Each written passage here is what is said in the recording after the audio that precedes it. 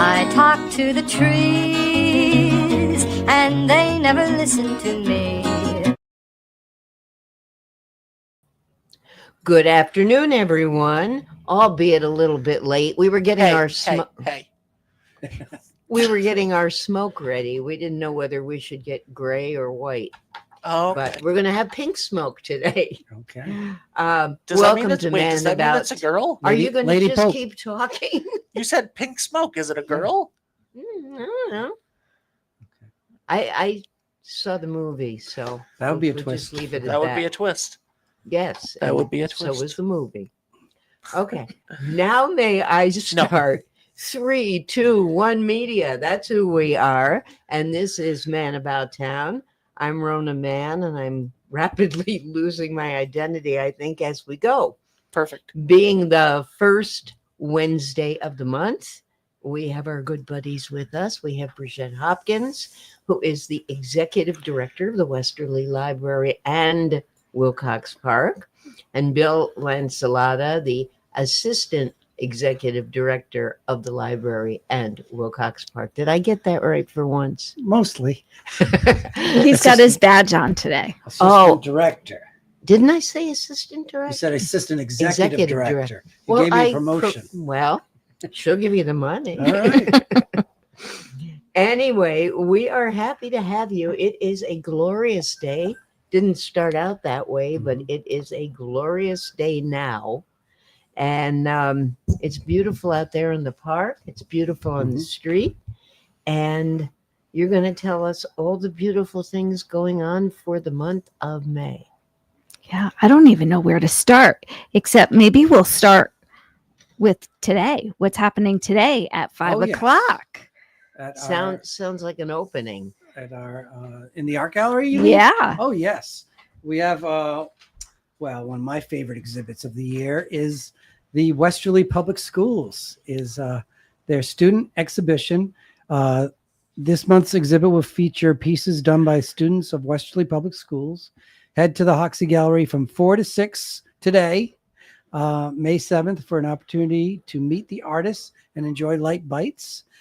Pieces can be viewed in the Hoxie Gallery through the month of May during library hours. We have some very talented students in Westerly. Oh, I know that. Well, you've got a great guy that's Tedeschi, that is their instructor, teacher, professor. Well, this also includes the elementary school, middle school. Oh, this is the whole district. Yeah. Yes. Wow. Yes. So you're gonna have a crowd in there. Yes. Especially when you offer food. That usually does it. Yes. But you'll have all the mommies and the daddies and the grandparents. Yeah. And if they can't make it, they can come. They get the whole month, They right? do. Very good. But can you elaborate on the light bites? I cannot. You'd have to ask whoever's It smells amazing it might up in be this. brownies. I'm not catering the. No. I think the smell of pizza place is really wafting up here today. I didn't even smell it. And normally I would. Wow. All right. Okay. It's Yes, scary. for those who are not familiar with this area, we are on the 3rd floor of a building of which the bottom floor is a pizza restaurant. Literally called pizza place. And it often wafts. Okay, so that's what's starting at 5 o'clock today. Yes. Yes. Did you get a chance to look at the magazine this month? I did not, and normally I do, but I did not. It's very pretty this month. Yes. Is it Lots all- of spring Oh. flowers. Yes. And Yes. Well, last week we had Alan Peck here, who is the superintendent of the park, of Wilcox Park. And my God, he got me going enough that about a day later, I had to go through the park and see the trees and the flowers, the shrubbery. It is gorgeous. It's just perfect this spring. Yeah. Thanks to all the rain. I Yeah. think Yes. Everything's so green and lush. I know, it's beautiful, Yeah. except my lawn. I don't have a lush lawn. Yeah. Okay. And on the 18th of the month is the Garden Market Fair. So that's Sunday, Yes. the 18th. From 9 a.m. to 2 p.m. So wander through Wilcox Park to find everything from annuals, perennials, tree, shrub, organic vegetables, herbs, and accessories for purchase, as well as tables with community nonprofit organizations, food, and music with the Westerly Band. Don't forget to visit the alpacas. That's right. I hear the alpacas are coming from Exeter, I believe. Mhm. I believe so. And right before the garden market fair is Neighbor Day. Neighbor Day is back. It'll begin on the steps of Town Hall, and then they will cross the street and go into Wilcox Park. Yeah. So it's really a full day for families. The celebration is actually at 11:45 right. on the town steps. There's also lots of other activities going on during the fair. There's soil testing with the URI Master Gardeners. There's a sound bath at 9 a.m., eccentric stretching at 10 Wait a minute, a.m. there's a sound bath? Mhm. Do you not know what a sound bath is? No, I don't. Oh, That's we have to why take I'm you over looking. to. We have to take you over to Zen Zone. Yeah, that's who's Yeah, doing that's- it. Yeah, doing we it. got to take you over to see Monica at Zen Yes. Zone. Okay. Yeah, Or you I'm can just come to gonna- the garden market fair and You can meet Monica there and There you go. experience your first sound bath. absolutely. It's going to be fantastic. Are alpacas native to Exeter? I'm just No, just gonna they are keep, to Peru, though. I think. I'm just gonna keep chiming in with as much DJ Gadget energy as I possibly can throughout Okay. this You episode. never could. I know. Actually, I have alpacas right up the road from me, right where Rhode Island becomes Connecticut. And there's a place there in Voluntown that has alpacas. My essentially my little sister Allie, we're not blood related, but her best friend grew up on an alpaca farm. They had several alpacas. So I don't believe they are native. I don't either. at I all. don't either. No, I'm just not kidding. at all. no. I think they like a warmer climate for one thing. Me There's- too. There's also a native plant tour with the URI Master Gardeners. How do you say that? What is Quigong? I don't know. There's That's at also 10:30, Zen there's Zone. Quigong with Nancy. Oh, I can tell you. You know that? You don't know sound bath, but you know Quigong? Right. Wow. Only because I happened to have been here last week. And Alan said it's like, what's that kind of, it's not yoga, that seniors will do where because it doesn't. Tai Chi. Thank you. It's a higher form of Tai Chi. Oh, interesting. See, you are good for something. Now is that wow. Wow. Wow. You might not be allowed back. I know. Wow. So then we'll have a sound bath without Yep. an announcer. Most then- powerful tool in the world for a producer, the eraser. Just run this show. Yeah. Goodbye. Now they delete. We'll delete, keep delete. going. So there's a lot of stuff going on. I think I started saying specimen tree tour with URI Yeah. Master Gardeners. There's the Neighbor Day celebration, Westerly Band full concert, and then a Zumba workout session. Yeah, it's really going to be a great day for the whole family. Yeah. I mean, you can just walk your dog. You can buy plants. You can have your soil Mhm. And there's tested. other garden or nature related vendors as well. We have the Berry Island Soap Company, Bonnie Bees that makes honey, I believe. We have Pat's Power bringing some power equipment of some sort. Well, you need the power for the Zumba class. Yes, but we like Pat's Power, that we get a lot of things from for the park from Pat's Power. Good. Yeah. What's next, Bill? Well, let's see. We have an artist in residence. Oh, you have for somebody in May the cottage. and June of 2025. This is Christine Kubek Flynn, an author and journalist. She'll be offering 2 writing workshop programs with us in June. Stay tuned for details. And Christine, she's there for 2 months? Wow. I believe so. Her stories have appeared in the Washington Post, Poets and Writers, Electric Literature, Washingtonian, Yeah. yes, Bethesda, Coastal Living, and more. Her essays and profiles have received awards from the American Society of Journalists and Authors, and her fiction work has appeared in Chautauqua and Hypertext and received an Elizabeth George Foundation grant, as well as residencies from the Ragdale Foundation and the Virginia Center for the Creative Arts. She holds an MFA in creative writing from Fairfield University. So she knows us, because for those who don't know, Fairfield University is in Connecticut, just down the pike a little bit. And so she obviously knows the Westerly area. Yeah. Yeah. Very good. And when the cottage is not being used as an artist in residence, it is available for private events. So you can reserve it for an upcoming work or family gathering, bridal suite or birthday party, temporary office space or workshop, and more. You know, a lot of people, especially in the summer, a lot of families like to do family reunions. They could use it for that. Sure. If they Yeah. have a small family. Yeah. Do you have a limit how many people can be in there at any one time? I think it's about 35. Okay. But they can spill out into the back. So you don't want a wild and crazy girls' bachelorette No, party. no. Okay. All right, canceling my bachelorette weekend at the cottage. All right. What else have we Okay. got going? Well, there's big changes in youth services. Mel Friccione, who has been our kids librarian for several years, she has been promoted to our head of youth services. And so she's running the whole show there. That means she buys the pizza when the kids come in, right? Oh, yeah. Yes. And to fill her position as kids librarian, we have also promoted Juliana Risica, who's been working in programs and outreach for the library.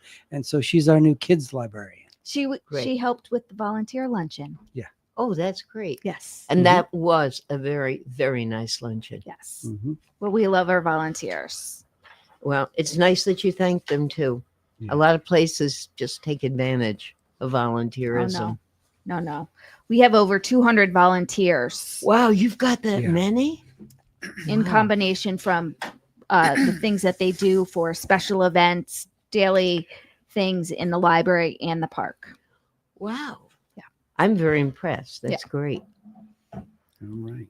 And while we're thanking, we should thank everyone who came out for community connections last Saturday. Our resource fair in the park heard a lot of good feedback and stuff. So we were able to. Did you have a good group? Yeah. Because Alan did mention that Mhm. when he was here. Yep. We had a few hundred people. Oh, Yeah. that's excellent. Mhm. We had 2 bands perform and a magician, and the kids really seemed to And a story enjoy time. that. Story time, yep. And Free popcorn and some food. yep, I passed out You- snacks. You, I was you- very popular table because I had the snacks. Yeah, you tell me snacks and story time. I should have been there. Yes. Well, next year. All We have right. it next year. All right. Yeah. So sorry that we're taking a long time. I think I Wait, what are you taking a long time with? trying to Going- figure out what going to through talk the about magazine. next. You're fine. You're fine. So- we got 40 minutes of this left. So, well, one thing Of we this? can Of, talk of this a specific lot segment. about, Magic. if we wanted to, are ebooks. Yes. Do you read ebooks? No. Yeah. You Yeah. do? Yeah. So there is I don't know if you've ever had an issue getting a particular ebook if you borrow it from a public library. 100%. Yes. And I get very frustrated. I actually just read book 1 of a trilogy, read the first book. The second book is not there, but the third one is. Oh, Yes. that's frustrating. Yes. But please know that it's not the public library's fault. There's a lot of things that we have to deal with in order to get electronic materials to our patrons. One major issue is cost, because unlike physical books, which libraries can purchase outright and lend indefinitely, ebooks are often subject to pricey licensing agreements. Many publishers charge libraries significantly more for digital titles than consumers pay. And these licenses frequently expire after a set number of checkouts or a specific period of time. So they may say 24 checkouts and it expires, you have to buy it again. or after 2 Wow. years. Yes. That just doesn't seem fair then to the patrons. Forcing libraries to repurchase popular books repeatedly. So we might pay $25 for a book, but it costs us $80 to get it. Wow. Or That's not right. sometimes it also costs per checkout. Oh my gosh. Which is, so that's why when you go on Libby or something, Mhm. right? Libby's the Yep. one that you. So that's why sometimes it'll say like there's a queue for this book, and you're like, Yes. it's a PDF. Come on, but it's because of the licensing. They don't Yes. allow, most of the time, they don't allow simultaneous users. Yeah. Mhm. Yes. That's amazing. Another delay is limited access with publishers not selling new ebooks to libraries immediately upon release. A lot of them, or I don't want to say a lot, but some will make libraries wait 2 to 3 months before they'll release the ebook. Yep. So that all the popular books you can only get by But print. when you're paying, Mhm. and if it's like a trilogy, like you're talking about, are you paying per installment? It's not X number of dollars and you get all 3 of them. No. Wow. Per title. Now that's a ripoff to the library who then rip off the people, but Yeah. unwillingly so. Yep. Mhm. Wow. And then there's always ownership concerns because we don't actually own ebooks as we do own the books the physical books that The we hard rent. copies. Yes. So we basically lease them under temporary contracts. So if a publisher decides to pull a title from circulation, we lose access entirely. Oh. Even if you just paid for it. Now, as a group of libraries nationwide, there must be some sort of an organization, is there Well, not? there's been many bills proposed that would try and rectify this situation, but the publishing companies does have whole slews of lawyers that then will Yeah. lobby against passage of Yes. bills like that. So I know there's been a Rhode Island bill has been So it's proposed just going around year in after year circles. for I think the past 7 Yeah. years. So Oh. electronic materials are not treated like print materials. Mhm. So what are you then saying to our audience who may be ebook readers? I'm still an ebook reader. Please continue to use our electronic resources, including Libby. We also have Hoopla, which you Mhm. can check out to see if it's not available in Libby. It may be available in Hoopla, although Mhm. we do pay per use. Sometimes it's $2.99, sometimes it's $5.99. So we have to limit the number of materials someone can check out from Hoopla. Same thing with Canopy, which is streaming movies. Wow. We spend tens of thousands of dollars on this, and we don't own any of the content. So you're essentially saying there's really nothing you can do. I mean, the Co- lawyers for the collect- publishers Well, are stonewalling this. It's not a lot of progress has been made, but that doesn't mean that doesn't have the potential to change in the future. We'll keep trying to get that changed so that we can purchase more materials. It's really about, bang for the buck as far as how much, because we're spending an awful lot on e-materials with not a lot to show for it on the public end. Right. So we'll continue to try and improve that situation, and because it's sort of like it's piling on. They cost more.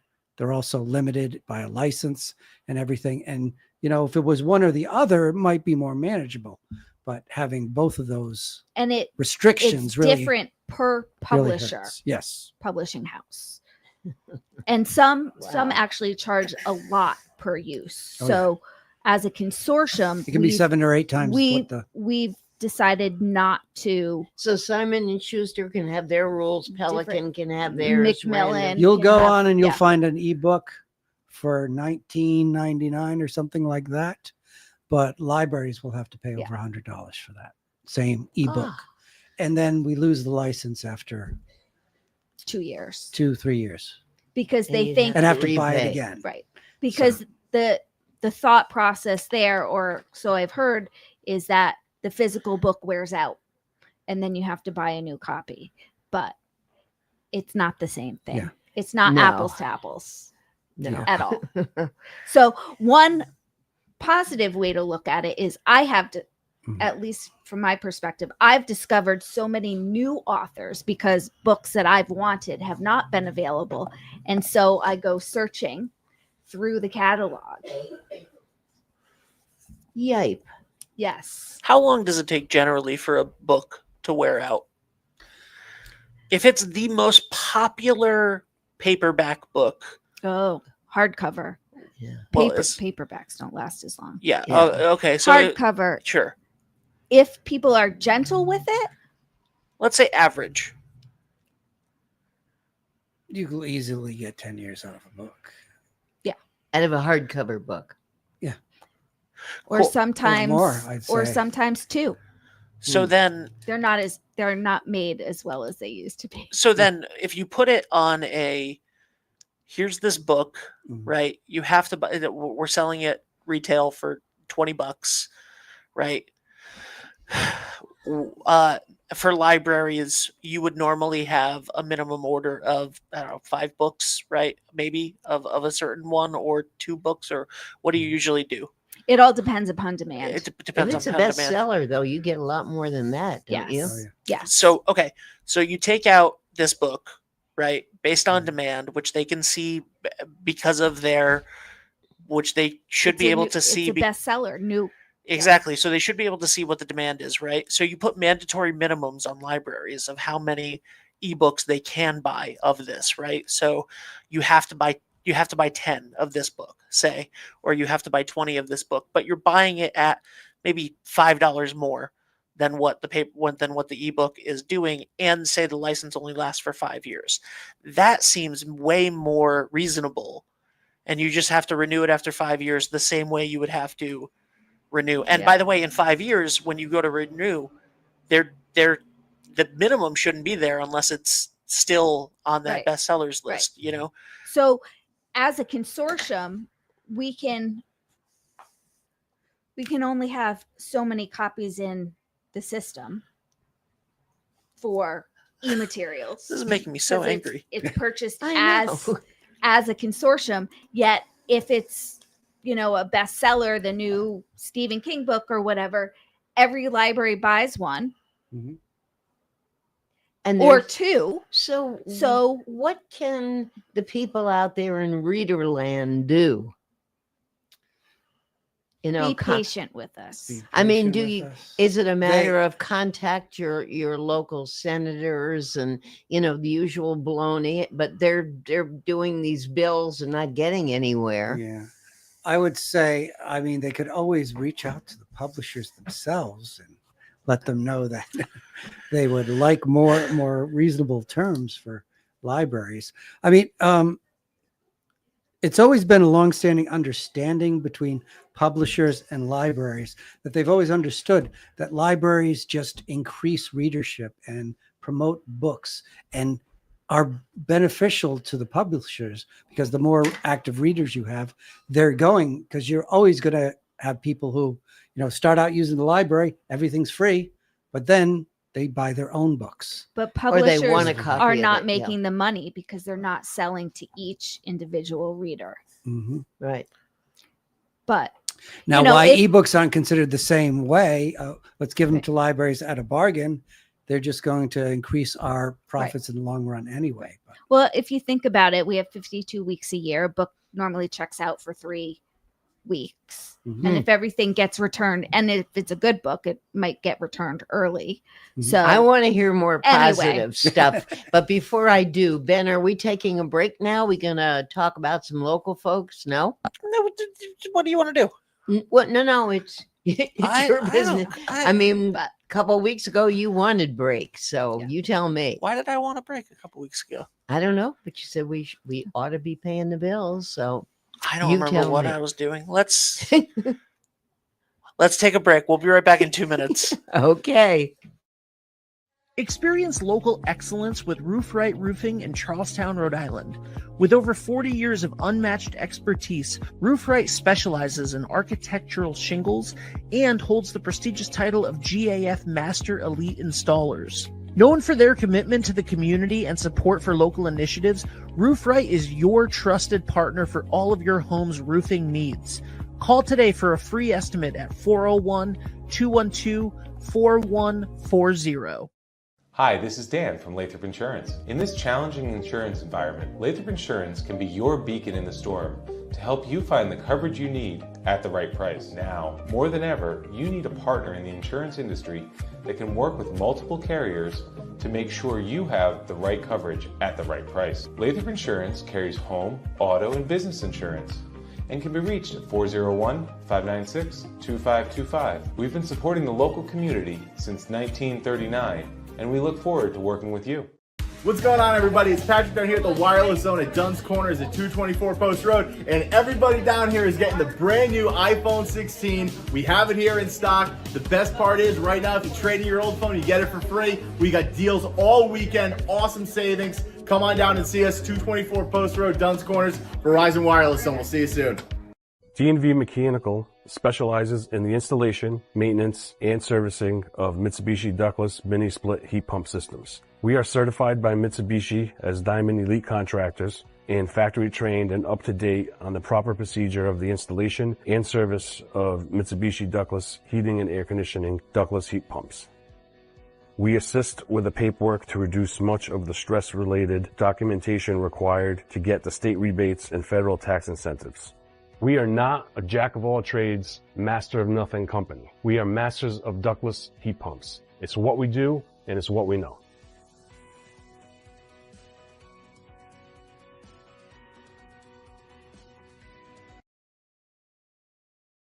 And unlike many motorists who pass me and open their window and wave their hands and give me a finger, Ben has just given me the finger to continue. So here we are live back at Man About Town. We are a production of 321 Media. We are broadcasting and streaming live from downtown Westerly. And during our short break, Bridget Hopkins found something and said, we got to talk about this. What are we talking about? Well, this Friday, the Ocean Community Collaborative, which is a group of local nonprofits, are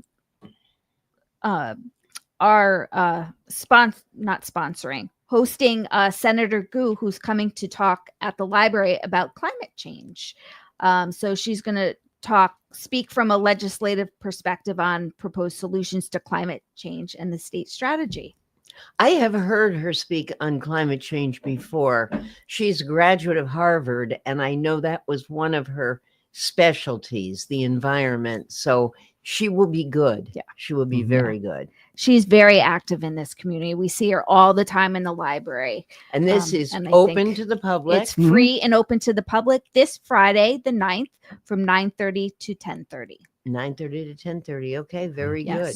And then at the end of the month, on Thursday, May 29th, from 5:30 to 7:45, you can join the Friends of Westerly Library in Wilcox Park for a screening of Change, Not Charity, the Americans with Disabilities Act documentary. And there's going to be a screening of the film and then a Q&A with one of the producers or the documentarian, Hillary Klotz-Steinman, who was born and raised in Westerly and is an Emmy award-winning independent documentary film producer and director who's been producing historical documentary films for over 25 years. So this film, narrated by Peter Dinklage, tells the emotional and dramatic story of the decades-long push for equality and accessibility that culminated in the passage of the Americans with Disabilities Act in 1990. And that is when you said the end of the month. But when end of the month, Thursday, May 29th, from 5:30 to 7:45 in the auditorium. There's a link both on our website as well as the Friends of Westerly Library in Wilcox Park website to register. Register registration is highly recommended, just so that they know how many people. And once are again, going to you don't attend. have to have a library card. No, You can, it's free. and it's free. You can just come in. Yes. Now that's got to be. We've heard about legislation, the Disability Act, for a few decades now, Yes. but don't really know where it came from, how it came about. Mhm. This would be Yep. very, very informative. And Ruth Terechkova, who's the executive sure. director of the Frank O'Lean Center, will be speaking with Hillary Klotz-Steinman, and it be moderated by the Friends board president, Gail Kahover. Very good. Cool. Okay. It's going to be great. I'm going to miss a good program because I'm away on the 14th, but Again, you get another when's- vacation? well, I don't think you it's deserve my it. birthday. I get it. Oh, okay. All right. But so the program is, do you have a Revolutionary War ancestor? A genealogy workshop. It's Wednesday, the 14th from 6 to 7:30 p.m. in the auditorium. America is celebrating 250 years of independence. Learn the basics of genealogy, find out about the sons of the American Revolution and the daughters of the American Revolution, and meet with members of the SAR and DAR to begin to find out if you have a Revolutionary War ancestor. That is I don't. My wife might. okay. That's very interesting. So So that's why you're going to go out and just celebrate your birthday and not show up. Yeah. Start your own I'm not gonna be in- revolution. I'm going to be away, but it sounds good. So. Okay. All right. Also, if you checked out our magazine, there's a great article in there, In the Vault. It has some historic pictures of stuff taking place in Wilcox Park. There's pictures of James Brown, who worked for the library and park as park superintendent from the mid 40s for nearly 20 years. Was that before his music career? I was Yes. I was just about to say that. Uh-huh. Okay. He said that his grandfather was born in Scotland and attended Kew Gardens to learn gardening skills, and came to nice. America in 1910, was employed at various estates in the Newport area, and he later went on to the Sales Estate in Pawcatuck, and then to Wilcox Park. I just realized this beautiful magazine, you can hold up or get Ben to hold it up right by our camera. Is it showing? Yeah. Okay. And you can get a copy of this by signing up, and you'll get it in your inbox every month, or go to the library. If you don't have an inbox or you haven't gotten one for this month, they will have a copy at the front desk, will they not? Yes. Okay. Yes. So it was James's grandfather who provided the pictures of his grandfather, James Brown, but we also have West Duraco Woolley, with her two sisters, who was Mrs. West Duraco Woolley was a children's librarian at the library from about 1925 to 1935. And she left a wonderful impact and bequest upon her passing in 1997. And we still use the Duraco Book Fund. To this Wow. day. Yes. So that must have been quite a fund. I mean, it must have been pretty large. Significant. Yeah. Yes. Yes. And you can find photos like these on our Flickr page. There's thousands of pictures. Mm-hmm. It's easy to go down a rabbit hole. There's also lots of clubs and meetups that we have. You need to check our website or social media, or subscribe to our magazine. Our magazine's also just on the website. But there's clubs and meetups for all interests. We have Sewers and Stitches, Knit and Crochet, the Poetry Gathering, Irish Coastal Club, Irish language classes, caregiver support groups, Cookbook Club, Tech Socials, Silent Book Club, Chess Club, Westerly Cross Stitchers, and Westerly Writers Club. You know, we've been hearing you and Bill talk now for going on 7 years about all these clubs. And I had the very happy occasion to meet members of the Irish Coastal Club on St. Patrick's Day. They were terrific. And yes, you don't have to be Irish. You don't have to worry that they're going to be speaking a language and you weren't there at the beginning, because if you just want to learn a few expressions, they're there to teach. They've got great stories. They're wonderful people. Yes. Did you learn any Gaelic?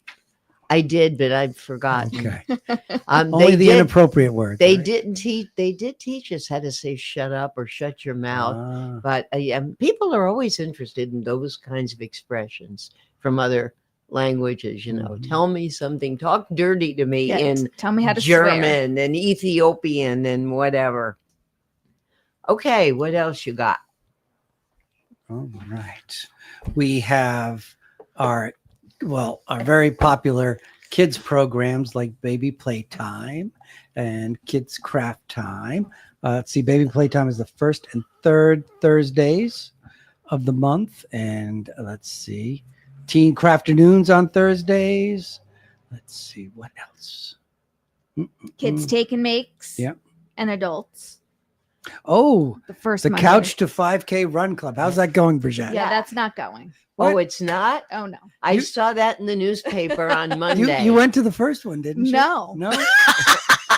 That's right. We were going to have you. Oh no. Yes. No. No, No, I don't we- know. we That's talked right. To about be, it. hey guys, to Yeah, be she- fair, I don't know what you're talking about. She made a promise. I don't know what you're talking It's about. a great program. It's the Couch to 5K Run Club. They meet Mondays weekly through June 2nd. That's weeks Oh, 5, dang. It's 5, almost 6, and over. 7. I am trying to walk in the park more. They start Oh, out excellent. walking and gradually build up to being able to Do a 5K. do a 5K run. Yes. So And Bridget made a promise. I'm glad you remembered that. No. I'm Bridget- shocked. I don't remember anything. No. I'm with her. I'm with her. Yeah. All right. I don't know. Something came up the first week and then it rained the second week or vice versa. And But Mondays you should aren't join good. it. Everyone should join it. Everyone except for Brigitte. And Yes. Or take advantage I of the should park join it. and just walk. Yes. Just walk. absolutely. It's awesome. It is. We also have the Stonington Madrigal Singers. They're presenting Italia Mia on Wednesday. Oh, that's Today. tonight Tonight. from 6:30 to 7:30 At the library. at the library. So you can go across the street, or, well, it may not be where you are across the street, but you can go to the library at 5:00. You can go to the Hoxie Gallery, have some of the snacks, look at the beautiful artwork, and then get some opera in you. Yeah. Mhm. What else we have? Cookbook Club, this month it's the complete Make Ahead Cookbook. Mhm. That's on the second Wednesday. So next week on the 14th, 6 to 7:30 p.m. So if you And what is haven't- their subject? Does it say? the complete Make Ahead Cookbook. I know, but So well, oh, that's it's whatever's that's- in that book. whatever is in that book. Can it be some of these People look brownies through- because they were It delicious? might be, but Hopefully, they would look a lot better. yeah. So if anyone out there is really into cooking and food, if they haven't tried the Cookbook Club, they should really try that. You basically, there's a new cookbook every month. You look through it, find out what you want to make.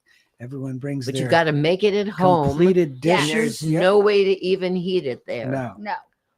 So, but it's super popular and very tasty. So, I'm sure. Do they get a lot of people? yeah. Oh, yeah. Yeah. They have a core group that comes all the time. So, Good. mhm. My family's lucky if I cook. You don't have a cookbook club at home. No. I just don't. I feel like I don't have the time. And we have 2 walking tours of Wilcox Park. Yep. And those on the are 18th. on Oh, that's right. Garden Market Fair. Already Yes. covered them. Darn. Let's see. Two. I mean, there's always something new going on. We've got lots of book, movies, and more recommendations in our newsletter. Mhm. Have you read any good books lately? I am reading one right now called Dirt. Oh, Oh. hold on. That's part. Is it Good Dirt? Yeah, it's pretty good. That's the Mostly Fiction Book Club.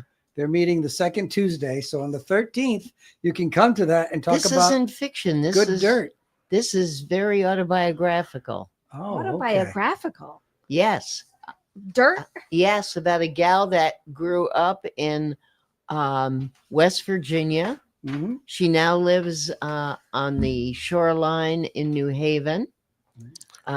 Has a relative right here in town, Dan Morantz. This was written by Mary Morantz, and he recommended it to me. And I'm not, as a rule, a book reader. If I read a book every 3 years, that's a big deal. Really? Does But- listening count? But I am Yes, Thank absolutely. I you. am a magazine, newspaper. I mean, I read a lot of that. So for me to read a book is a big deal. And he raved about it, and I got it, and I am about halfway through with it. And it's very good. And the other book I've got is Tom Brokaw's book. Is that the book? No, that's Good Dirt. Oh, This yes. is Dirt. Dirt. The cover Straight up dirt. by Mary Morantz, Marantz. And she is the sister of She Dan? is the daughter-in-law of Dan Morantz. Of Dan Morantz. Okay. Yes. From Berkshire Hathaway. From Berkshire Hathaway, yes. Perfect. And the Rotary Club? Or Lions. Lions She's Club. Lions. Lions Club. My latest book that I've read, not that I've written, is The 5 a.m. Club by Robin Sharma. Is it comedy? Is it No, it's Is it how to? a how-to book. Yeah, the 5 a.m. The 5 a.m. Club. how to get up owning at 5 your- a.m.? Own your morning, elevate your life. It's the All you latest need book is get a cat. I have a cat. I mean, I have a cat. That cat gets on my body at about 4:15, and Yeah. I am a member of the club, like it or not. Well, luckily, I'm not the cat's favorite person in the house. So Ah, I have 2 cats and a dog, and I have to wake them up. you do. Okay. Yes, that is the book, Dirt. Yeah. And Dirt. it really Morantz. is good because that's a girl that was raised in a double wide trailer that leaked, and there were snakes and rodents, and people had guns and mud and dirt, and now she's this writer living in the New Haven area, but she learned a lot. It shaped her as a person.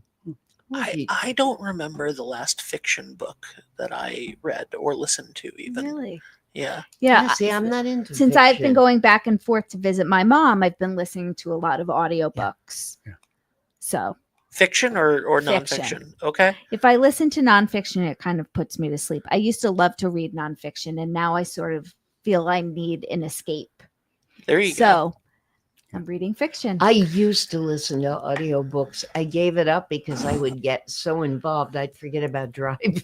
I really wasn't concentrating. I was really listening to the book, and that's not a good idea. But you also mentioned that you read a lot of newspapers and magazines. And Yes. did you know that we have a database? It's a streaming database through the consortia, through the state, called Flipster.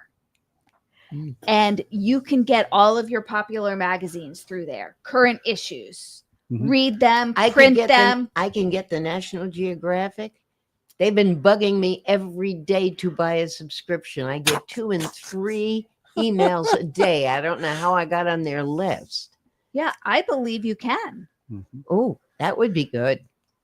I'm going to go on to Flipster right now. I'm sure someone else is trying to beat me to it. This is how easy this is. But we have Libby and Hoopla and Canopy. Those are streaming services. There's Flipster. We have America's News, where you can also get the Westerly Sun Yes. now. Since 18. No, so those you are mean every day? digitized. Yeah. So you can get, I think, from maybe 2000 forward, but it's the whole newspaper. It's not just. And do you get it every day on there? No, you can. Yes. So like new issues will come up every day on that. Mhm. Yep. Wow. You have to And have we a have- card for that. And we right? have the New York Yes. Times All Access. Not Nice. if you live in Westerly or have a Westerly card. Yeah. Well, that's what I meant. Yeah. Yes. If- So that's exclusive to Westerly card holders unless their library has. Yeah. So Wow. Now, when you go on, do you have to register every day? Or if I wanted the New York Times All Access. Can I sign up once and just get it in my box every day? So again, it's very similar to e-materials. New York Times, they all dictate how you can use things. So New York Times is Yeah. 24-hour access, but America's News. I have a friend who has put me on the list, and I get New York Times stuff, but only to a point. Yeah. Every time there's a great story and I click on it, there's a paywall. Mhm. I'm confused. New York Times has stories and articles. Oh, God, yes. I'm only aware of the games. But you can also get the games through the library. You Yes. can get Wirecutter. all the cooking. Yep. So yeah, I do their spelling game every day. Mhm. But that's the only one. I don't have time for Wordle and all those other things. Oh, I it's just become do the one. it's become a thing. I have to do Wordle, strands, connections, and You're mentioning every one except the one I do. yeah, I don't do spelling bee. Yeah. I do Wordle, connections, strands, and the mini crossword every day. And me and he's not my brother-in-law, but he's my girlfriend's brother-in-law. Someday. And he and I will text each other our scores for the mini crossword puzzle every day. And it's gotten to the point now where I usually beat him, which I'm very happy about. very Well, now you got to competitive. put some money. We're very out there. competitive about it, yeah. Have you heard of Myrtle? No. Myrtle. It's Myrtle's not. like It's not the Wordle? New York Times, but I don't know. It's like its own thing out there. It's another word puzzle, but then there's a murder mystery involved. Oh, okay. I'm as in. part of the puzzle. I'm in. So- Is it an everyday thing? I've done it a few times, but I think there's a Okay. new one every day. All right. So it's Don't to give me a solve new a murder obsession. every day? Yeah. Oh, now that sounds great. So the Westerly Sun they have it through May 5th, Okay. but So you're 2 days behind. it looks like it's 2 Okay. days behind. But we have the physical paper, Yeah. Yes. and if you don't have the digital, but you can go through everything online for free. Mhm. That's Very awesome. good. That is awesome. It's amazing what you can get at the library. It Yes. really is. The library is the coolest place in town. Yeah. It really is. People don't realize if they haven't been in years, they still think you have to, shh, you're at the library. And it's one of the loudest places in town when you go down to the kids' room and they're Mhm. having such a good time, but they're also getting excited about books. Right. Mhm. Right. And we have our library of things that you can check out. So Yes, do mention that because So a there's lot Library of people don't things? know a that. library of things. I So was looking at it just this past week, and I remember when it started, it was just a few things. Now it's Yeah, you had a it's soccer ball. dozens and of a couple items things. now. It's a whole What? wall. Yeah. Now you don't know what a library is. Okay, tell him because What? it's What? great. they're basically non-traditional library materials. So if you need to check out a water tester or a light reader or a Carbon dioxide tester. yes, a hand truck, Oh, that's a big one. karaoke. Do we still have a karaoke machine? That's an We have I did not pot see party. one We there. have The Yeah. one that you No, talked oversized- about last year, which is so good, is Bocce a set. stroller. Yep. So somebody's coming on vacation and they're flying and they've got a baby. They don't have to bring the stroller. They can check one out here. Yeah. if you're eligible for a card, you can check it out. Wow. Which Yeah. means you can fog a mirror. Right? Now- Yeah, Okay. so there's a lot of cool things. I Yeah. think we had some ghost hunting kits, but Yeah, you those did. are a little Those tended too not to come popular. back. Yes. But we have hotspots. And you did have soccer balls. Yes, Yeah. we still have those. electronics. Bocce set. Yes. Yes. Yeah. I have Yes. to I don't know if I have a current library Oh. card. Don't Oh. no. You have a current license? Yeah. Yeah, just use that. It's easy and Okay. free. Okay. Yeah, you can get a card just like that. I think I don't have one in Westerly. I don't think I have one in Westerly. I don't remember. All you need is one anywhere in going- the state. I know, because but I it's a think- state system. Well, no, but you gotta have a Westerly one to get some of the perks here because Ah. So I think I gotta trade it. Sorry, Clark Memorial Library in Carolina, Rhode Island. You're losing me. But you should check Now out. you can go- Not that I want you Bill, to go go visit to me. our library, but they may Oh, no, I'm have gonna abandon things them. that we don't have. Yeah, Mhm. exactly. To be fair, the last time I walked into Clark Memorial Library was probably 2005. So Well, I've definitely they been to do bake Westerly sales since all then. the time. They just had one last weekend at the Clark Memorial Library. I love Clark Memorial Library. Yeah. This is not their segment, though. Oh, we have a bike No. bike lock. Oh, Oh. good. Oh, Ride. Well, you're not supposed to ride your bike in the park, but you might ride to the library. You We have can a bike rack. walk it over to the bike rack. Don't have your bike lock? Come in, borrow it, lock it up. that is a great idea. We have bird watching. You should have more than one of those. I really. believe we do. We have a bird watching kit, Bluetooth speakers, bocce ball set, bulb planter, a car diagnostic scanner, cassette player, a CD boombox, a cassette player. Yes. Now you Yes. sound like you're in my house. What year is So, the cassette If player? you've got that old mixtape, and which I have several. You have any VHSs? Actually, don't we have a VHS player that we have conversion equipment, so we can Uh-huh.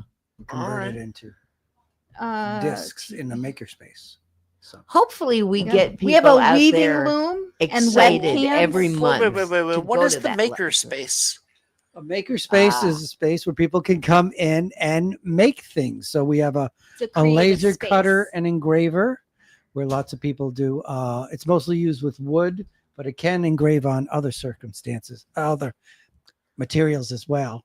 Surfaces. We have What was the word you were surfaces. looking for? Yeah. We also have all kinds of sewing equipment. We Yeah, have- sewing machines. we Yes. just got a new 3D printer, but it's not up and running just yet. Our tech staff are working on that. So Yep, we have a light table for light table, yeah. tracing or just seeing through things. Do you and- have people that will do that for you if you're nervous about doing it yourself? we as librarians, we don't need to, well, we do need to know some things, but we don't need to know the subject. We teach people how to. So we will help you learn. Mhm. Okay. Just take a look. It's in a book. Yes.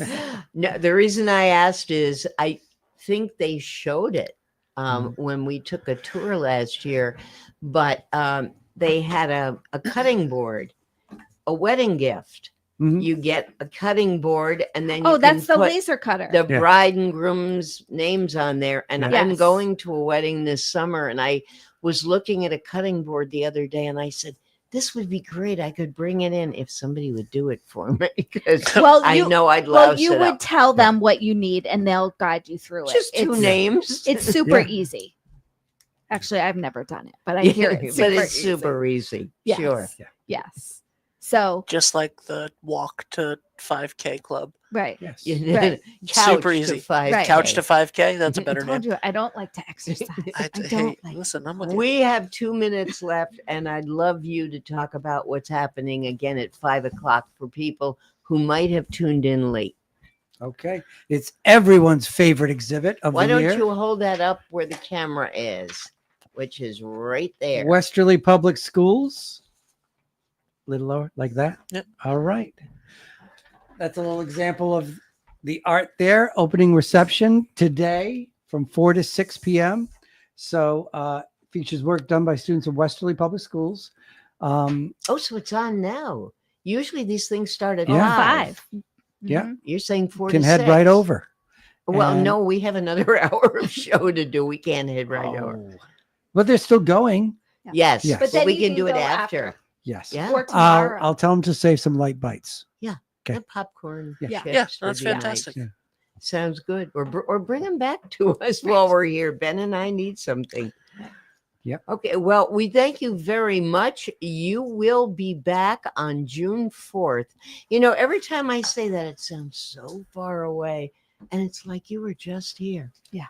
I mean, these months are just whipping by. And somehow I'll be here with you guys instead of DJ because that just seems to be the pattern now. Oh, yeah? We that miss I'm you, that I'm DJ here with Gadget. that. Oh, Yeah, I this is see. like the third time in a row that you guys have had me Yeah. instead of DJ. Well, you'll have to just get a dog then. Hi, DJ. because- Hi, Roxy. Yes. Roxy the radio dog and DJ Gadget will be back next week. We will be back right after some messages because we have to change over. And I don't see our 4:00 guest. He sent me a confirmation email that said, yes, I'll be there. See you at 5. And I wrote him back and said, no, that's 4. So if not, you may hear about how Ben and I spent our winter vacations. But thank you, Bridget. Thank you, Bill. Thank you. And Thank you. you're listening to Man About Town. We are a production of 321 Media. We will be back, if there's a God in heaven, shortly. Wood River Health is my home for health. Wood River Health is a one-stop shop for primary medical care, dental care, behavioral health, and social services. We care for the members of our community because they are our community. I'm Allison Croak, President and CEO of Wood River Health. Since 1976, our health center has provided high-quality, affordable health care to residents of Rhode Island and southeastern Connecticut. We are your neighborhood health center. Let us be your home for health.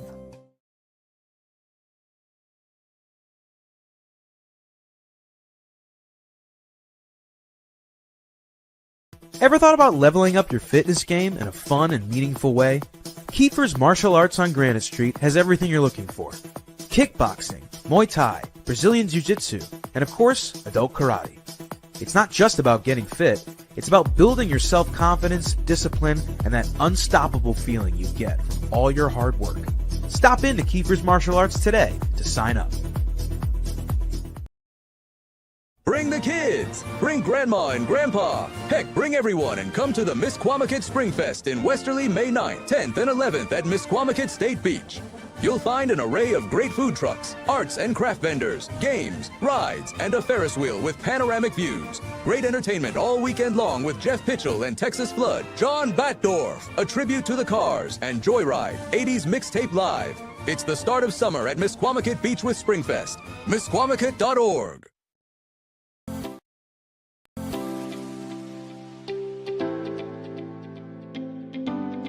Been a member of Westerly Fitness for almost 10 years now. Love it. It gets me moving in the morning.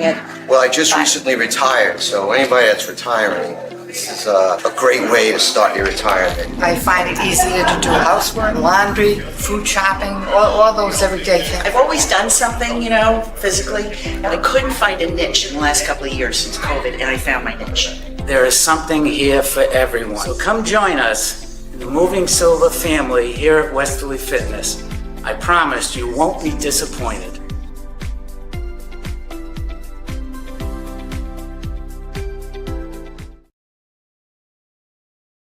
Hi, I'm Chris Kozłowski, owner of Broadview Florist and Garden Center in Duns Corners. For over 40 years, our family-owned business has been your go-to destination for beautiful, custom-made floral arrangements. Whether it's a special event or just to brighten up your day, we create highest quality designs tailored just for you. Trust Broadview Florists to make every moment unforgettable. Visit us today or give us a call at 401-322-0390. I am Jim Howe. My practice is focused on representing people injured in car accidents, representing people injured in premises liability, represent people in all walks of life. I say all the time that I represent the underdog, and by the underdog I mean the person who is injured and is facing lawyers that are hired by insurance companies. If you unfortunately find yourself injured in an automobile collision or in any other circumstance where insurance may come into play, think of giving me a call.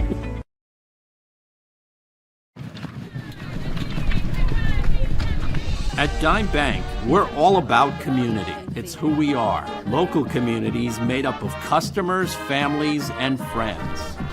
Business owners invested in helping their communities thrive. Dedicated employees committed to giving back in ways that go beyond banking. If your banking relationship leaves you wanting more, come join our community. It's your bank, your choice, your dime. Hi, I'm AJ Trust. And I'm Jeff Swiderski with AnnieMac Home Mortgage's Momentum Group, your trusted partner in the home buying process. At AnnieMac, we can strengthen your offer with our innovative program, Cash to Keys, giving you a competitive edge by allowing you to make a cash offer on your new home. Together, we've helped over 1,000 families move into their dream homes, and we'd love to do the same for you. Give us a call today at 401-486-0853 to get started.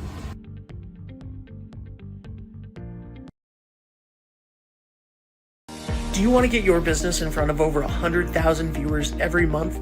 Advertise with 321 and enjoy the best value in local advertising while supporting free community live streams. Your message will be seen across live high school sports, morning shows, and local events, connecting you directly with engaged audiences, boosting your visibility, growing your brand, and helping us keep these broadcasts accessible to everyone for free. Partner with 321 today and watch your business thrive.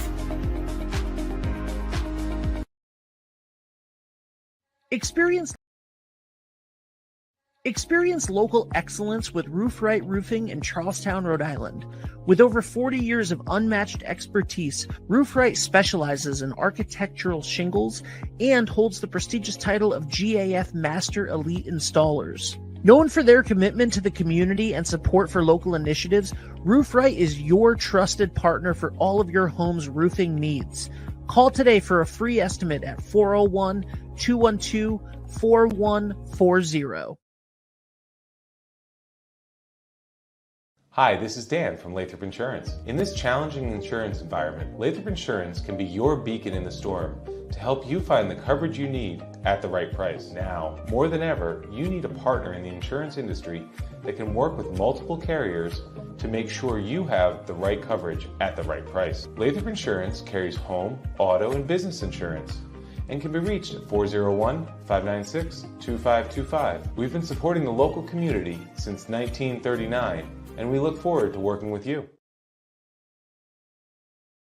What's going on, everybody? It's Patrick down here at the Wireless Zone at Dunn's Corners at 224 Post Road, and everybody down here is getting the brand new iPhone 16. We have it here in stock. The best part is, right now, if you trade in your old phone, you get it for free. We got deals all weekend, awesome savings. Come on down and see us, 224 Post Road, Dunn's Corners, Verizon Wireless Zone. We'll see you soon. D&V Mechanical specializes in the installation, maintenance, and servicing of Mitsubishi ductless mini-split heat pump systems. We are certified by Mitsubishi as Diamond Elite Contractors and factory trained and up to date on the proper procedure of the installation and service of Mitsubishi ductless heating and air conditioning ductless heat pumps. We assist with the paperwork to reduce much of the stress-related documentation required to get the state rebates and federal tax incentives. We are not a jack-of-all-trades, master-of-nothing company. We are masters of ductless heat pumps. It's what we do, and it's what we know.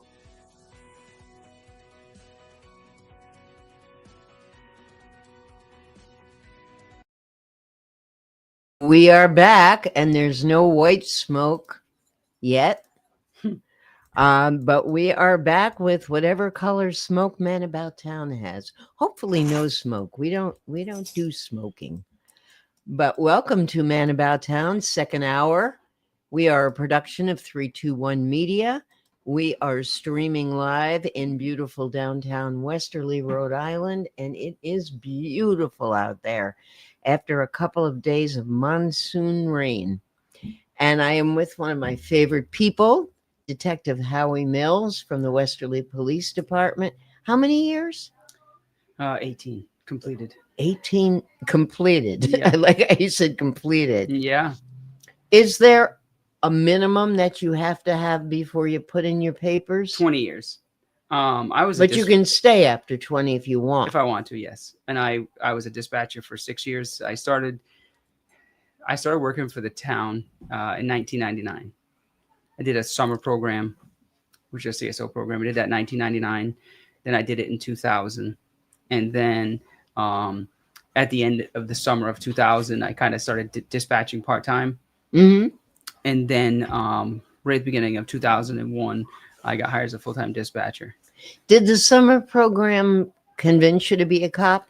It did. I know you told me this story way back. You were working Yes. at the mobile station. I was working at the owners that owned the Dunn's Corners Mobile at the time. They owned the Triangle Mobile, which was the now All Town Mobile. They owned the mobile gas station in Hope Valley off Exit 3. I don't know if it's still considered exit 3 or not. I know they've changed the exit numbers. Exit 7 now. Okay. Well, it is 3 going north and 7 going south. So confusing. It is. But anyway, so I worked at that gas station, and so I did that when I was in high school. I Wow. started working at Dunn's Corners Mobile and the mobile gas station. I think when I was 15. Because I just, And you were discovered like Lana Turner on a stool. So then that's how I met the now town manager, Sean Lacey, was the chief. So he was just a patrolman. So when I was in high school, he would just come in to get a water or coffee or something like that. And there was a bunch of officers too, but I remember him, Chief Carrier, who is the chief in Hopkinton. Yes, he was that's right. K-9 officer at the time, I believe, when he used to come into mobile. And Officer Bailey, Ernie Bailey. Oh, I know that name. Yep. Yeah. So those are just some of the ones I can remember right off the top of my head. But they would come in all the time and get coffee, and you got to meet them. And then I graduated high school, and I started. I went to CCRI, and when I was at CCRI, I was still working at the gas station. And then I took the summer program, the CSO program, and because I did that for 2 summers, and I think I hired as a dispatcher and did that for 6 years. And I talk about it all the time, how it took. And I applied it. I was applying at a bunch of different police departments at the time. And, you get to the end of the final 3 or you get to the final 5. And it was very hard to get a position as a police officer the year that I got hired in 90. No, why? Because they didn't have openings? There was just one opening sometimes. And at the year that I got hired, I think there was like 160 or 170 applicants for one position.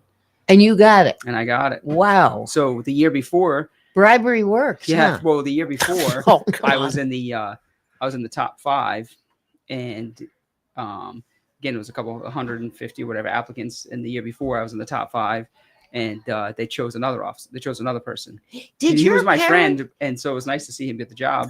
But like anything, you're like, man, I wish it was me. Because if I got hired, then I'd be ready to parents retire. try to talk you out of it, saying it's scary, it's rough. When you leave the house, you don't know if you're coming back. So, because I can see moms saying that. So when my parents got divorced when I was really little, and I was raised by my grandmother. Then my parents, I didn't see them for a long time, and then they got back into my life when I was in my late teens. I kind of reestablished relationships with my parents in my late teens, early 20s. So at that point, I think they were just like, whatever you wanted that makes you happy.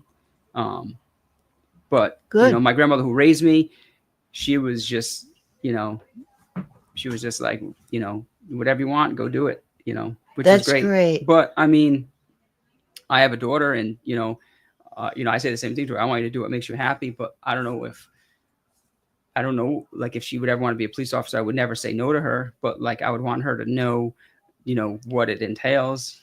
But again, she's my daughter, so I know my daughter very well. I think I don't, I'm not 100% sure because I didn't know if I could do this job because some of the things that you see, some of the things that you deal with. But obviously, the people that hired you knew, because if they had that many applicants and they picked you, they knew you could do it. Yeah, I mean, it was nice that you're chosen, but again, it was going back again. They said 160 people that year for one position, and now you look towards our last couple hires.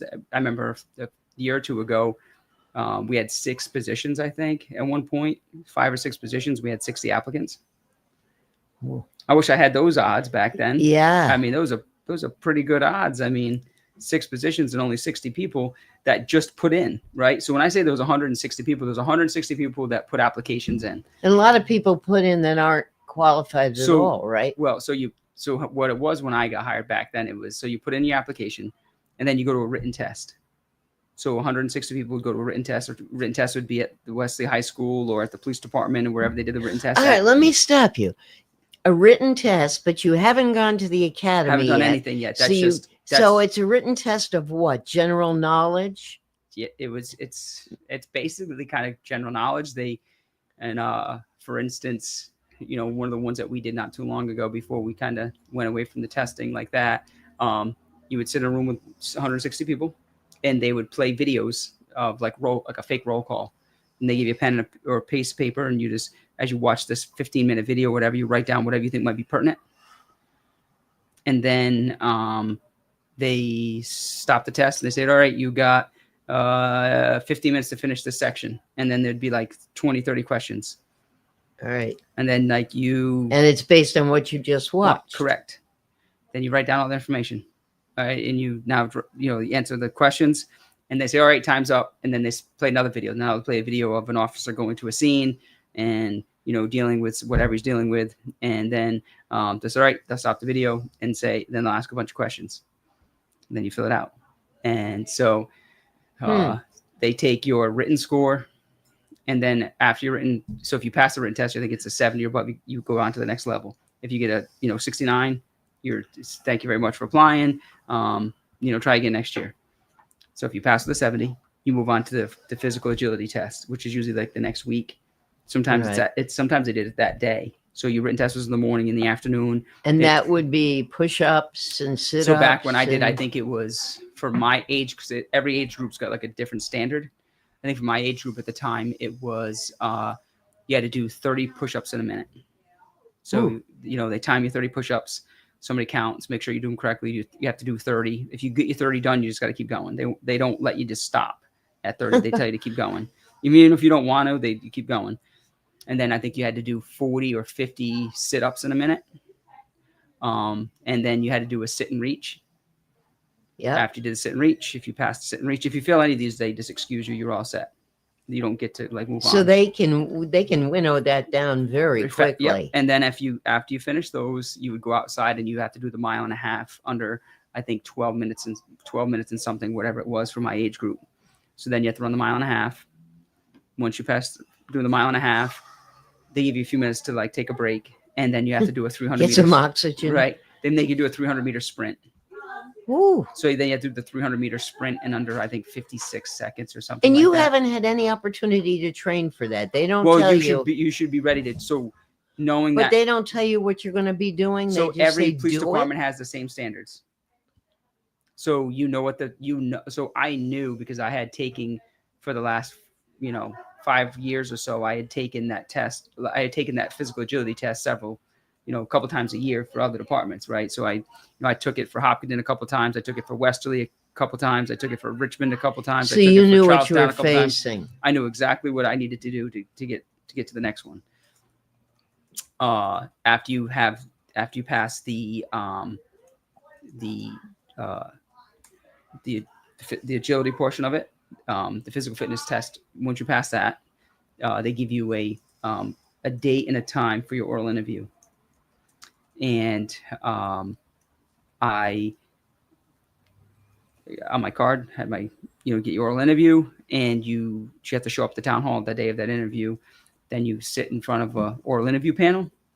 And what do they ask you? I would imagine question number one, why do you want to be a cop? So, I had so many different questions. So every department had different questions. So what I would do is I would, having done, quite a few oral interviews. I even took tests for some departments knowing I probably would never get hired there, but I wanted the experience of oral interviews and knowing kind of what questions they were going to ask.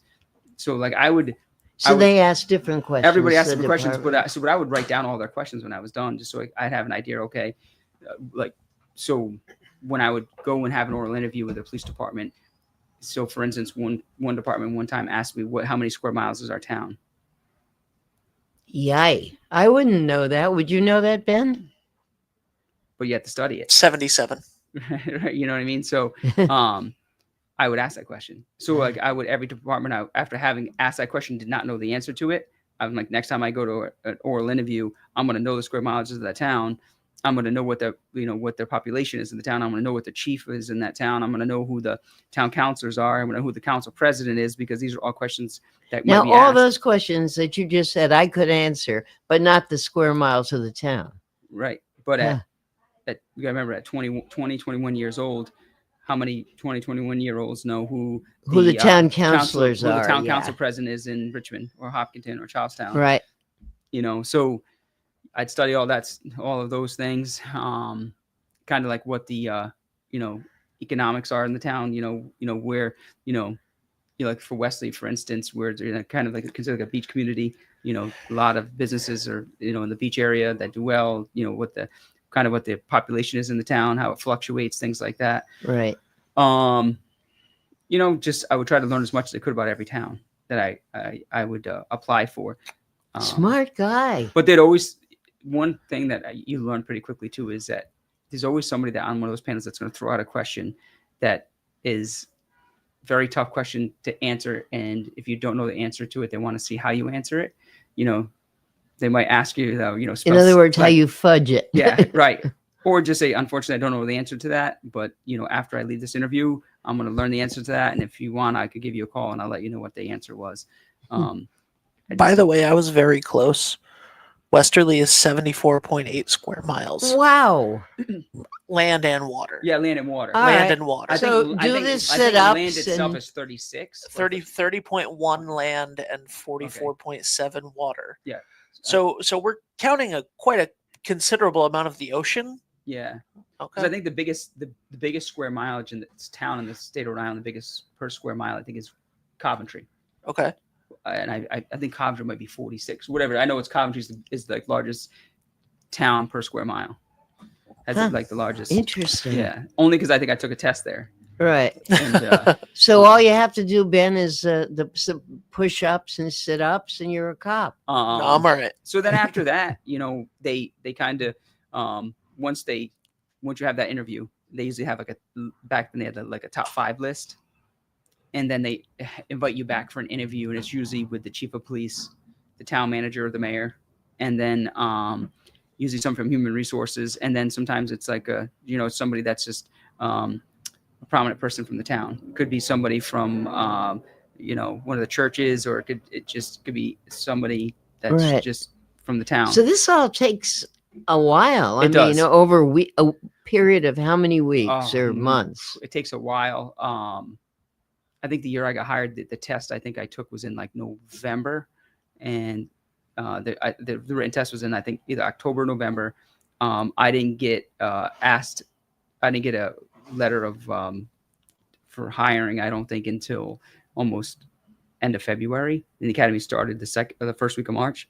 Wow. The first Monday in March, I think, it started in the academy. So, but again, there's so many things like you had to do before you can go to the academy. You had to go get your physical, and they have to do your background. And so if you're in the top 3, usually the top 3 get a background check done just in case you fail the background, then let's go to the next person.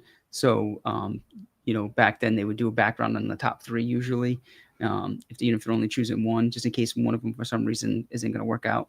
Right. So, and the background usually takes, I don't think the average person realizes how much you go through. I mean, I've listened to you now for going on 7 years. I have a lot of information I never had before, but I don't think people realize how much police officers go through. Yeah. So usually the time that you get that, a conditional offer hire letter from the police, the chief of police, that you're conditionally offered the job, from the time you get that letter, it takes usually about a year before you're in a police cruiser, handed a set of keys, and you're on your own. Yeah. Do they ask you? I know they certainly do when people have been drafted into the military, but do they ask you what you'd like to do? What interests you the most in police work, or what field of it? That just is like through your career. There's certain things that you really have an interest in, and there's other things that you really don't have an interest in. That you're like, it's okay, but you have to do a little bit of everything. I know that. But there's certain people that are very good at certain things, and that are just really good at one thing, and just some guys, like for instance, there's some guys that are just so good with names and faces, where they that would be you, I bet. Because you do coffee with a cop, and you know a lot of people sometimes, in the community. Like with anything where oh, I remember him, but then you might remember the first name, but you can't remember the last name. But there are some people that are just remember everybody's first and last names, or their date of birth, and they're just wow. Some people are just very good with that. you know, they say some people like have like photographic memories almost sometimes, and some people just are good like that. You know, I remember faces and say, oh, I remember him from so and so, but like, hey, what was his name again? Like, I know it's Dave, but like, do you remember what Dave's last name was? Yeah. You know, but you know, some people are just like, oh yeah, that's so and so, and he lives here, and his date of birth is this, and it's like, how do you remember all of that? You know, because some people are just, you know, everybody's, you know, got something that they're, you know, usually they bring something cool to the table, something different to the table, which is what makes our police department so great, is that, you know, everybody brings something different and cool to the table. That's great. Yeah. And I imagine you work together on it. So Of if course. it's an area that you're not good in and one of the other officers is, you can ask for help and vice versa. Of course. So for instance, just because, you know, I've been on the river my whole life fishing and knowing the waters, you know, I was very comfortable being on our police boat, and it was awesome to be able to show some of the other guys that have interest in the boat, but were a little like unsure of the waterway and like not really 100% sure how to operate the boat or to dock the boat and how to dock the boat in the wind. And there's a lot of things that can happen that can be like not good running into a, you know, a $100,000 boat that's parked beside your police boat or something like that. A few weeks ago, we had Officer Art Smith here, who is the animal control officer, and he was talking about how every cop, no matter what he or she does, you got to have some way to blow off steam, because he was talking about how he sings rock and roll, he plays with a few different bands, and he mentioned you, not singing in bands. No, because you don't want to hear me sing. I can't hold a note. But he mentioned you by saying, which I knew, of course, that you always have the fishing equipment in the trunk of your car and you're ready to go, and that relaxes you. It does. You have to have an outlet. Yep. And I think in just life in general, you should, like, you know, for me, I think it's a great just stress relief. I don't want to call it a stress release, or just like something that like go out there and just, you know, think about that and not think about other things. And I don't think it's really even just sometimes like police officers, it's great too, but I think there's other jobs, and I think that everybody should have that. You know, in the summertime, my wife and I love to just go out on our boat, like in the evening sometimes, just go for a boat ride or go watch the sunset. Oh, you know, that's nice. You know, it's nice for, you know, everybody just to have something that they like to do. That's just kind of like their like Zen place, or like their place to just kind of relax and, you know, and just enjoy a little bit. Because I think we all everybody works hard, and everybody's got things that are going on in their life. And, you know, as a police officer, and when you deal with people like that, I tell some of the young officers too, is that when you approach somebody and you're talking to somebody and they're having a bad day, well, how do you know they're having a bad day? Until you start asking them, like, you know, you go somewhere and some guy's really agitated, and until you have that conversation with them, you know, you might be able to find out, okay, well, he's having a really bad day, because we've all had those days, right? Where like nothing's going right. My morning started off like that this morning. So my phone fell behind, like between my couch and our end table. I reached down to get it. I knocked the lamp over, knocking the lamp over. I knocked my wife's water bottle over, and then water started pouring out. And I was like, is this going to be one of those days? Yes. It happens. It happens to everybody, right? Sure. The day has gotten better, but you know, you're like, man, I hope it is not starting out great. But you know, it got better as the day goes on. But some people have those days where they just keep make going. sure that the day goes better for you when we get back. We're going to have a short break, and we will be back with Detective Howie Mills. Now that we heard how I became a cop, we're going to find out what's doing in town, because we are experience local floodgates opening and the people coming in. And we like that. Can't wait. On the one hand, it can cause problems. On the other hand, it enriches our coffers in the community. And we've got gorgeous beaches. Why not share them? We will be back with Man About Town shortly. Experience local excellence with Roof Right Roofing in Charlestown, Rhode Island. With over 40 years of unmatched expertise, Roof Right specializes in architectural shingles and holds the prestigious title of GAF Master Elite Installers. Known for their commitment to the community and support for local initiatives, Roof Right is your trusted partner for all of your home's roofing needs. Call today for a free estimate at 401-212-4140. Hi, this is Dan from Lathrop Insurance. In this challenging insurance environment, Lathrop Insurance can be your beacon in the storm to help you find the coverage you need at the right price. Now, more than ever, you need a partner in the insurance industry that can work with multiple carriers to make sure you have the right coverage at the right price. Lathrop Insurance carries home, auto, and business insurance and can be reached at 401-596-2525. We've been supporting the local community since 1939, and we look forward to working with you. What's going on, everybody? It's Patrick down here at the Wireless Zone at Dunn's Corners at 224 Post Road, and everybody down here is getting the brand new iPhone 16. We have it here in stock. The best part is, right now, if you trade in your old phone, you get it for free. We got deals all weekend, awesome savings. Come on down and see us, 224 Post Road, Dunn's Corners, Verizon Wireless Zone. We'll see you soon. D&V Mechanical specializes in the installation, maintenance, and servicing of Mitsubishi ductless mini-split heat pump systems. We are certified by Mitsubishi as Diamond Elite Contractors and factory trained and up to date on the proper procedure of the installation and service of Mitsubishi ductless heating and air conditioning ductless heat pumps. We assist with the paperwork to reduce much of the stress-related documentation required to get the state rebates and federal tax incentives. We are not a jack-of-all-trades, master-of-nothing company. We are masters of ductless heat pumps. It's what we do, and it's what we know.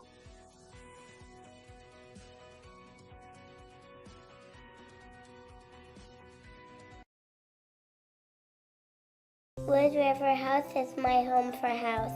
Wood River Health is a one-stop shop for primary medical care, dental care, behavioral health, and social services. We care for the members of our community because they are our community. I'm Allison Croak, President and CEO of Wood River Health. Since 1976, our health center has provided high-quality, affordable health care to residents of Rhode Island and southeastern Connecticut. We are your neighborhood health center. Let us be your home for health.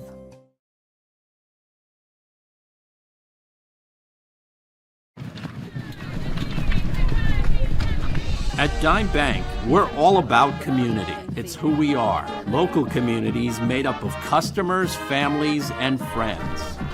Business owners invested in helping their communities thrive. Dedicated employees committed to giving back in ways that go beyond banking. If your banking relationship leaves you wanting more, come join our community. It's your bank, your choice, your dime. And here we are back, Man About Town, with Detective Howie Mills, who was just telling me how miserable his driving trip was to Florida. We don't want to talk about that. We want to talk about, you mentioned CSOs, and I do this to you all the time, but I always think about the person who may be watching us for the very first time, the person who's out there somewhere in the country or in the world saying, what's a CSO? What are they talking about? I don't want them to flip and go somewhere else. Now, the other day, perfect example, I am in a job lot in Richmond, and the woman behind the counter said to me, are you on the radio or something? And I said, well, yeah, or something. She said, I was flipping around Facebook and I saw somebody who looked just like you, and I started watching. There's always people. That's so awesome. Explain about CSOs. The town of Westerly hires a lot of seasonal employees, whether it's working down at the town beach, lifeguards, seasonal people for the town, the rec department. Well, the police department also hires seasonal employees, and they are called community service officers. And basically, a lot of times we're like looking for people that are interested in law enforcement or maybe getting into that field of law enforcement. And we try to hire people that want to work for 40 hours. Sometimes they can't work 40, they'll work 30 or maybe, a couple of days a week. And we have them walking around down in Watch Hill doing traffic enforcement. We have them walking around down here in downtown doing traffic enforcement. Right. And at the beach, of course. Yep. All over that in the beach area. And they do traffic enforcement, ticket enforcement.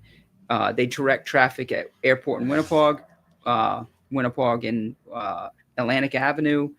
And we also have them standing at the right-of-ways, which is the right-of-way. There's a right-of-way at Bluff Avenue and Larkin Road. That's the access right down to East Beach. And then there's another right-of-way that is right at Everett and Niantic, which is access onto the beach there.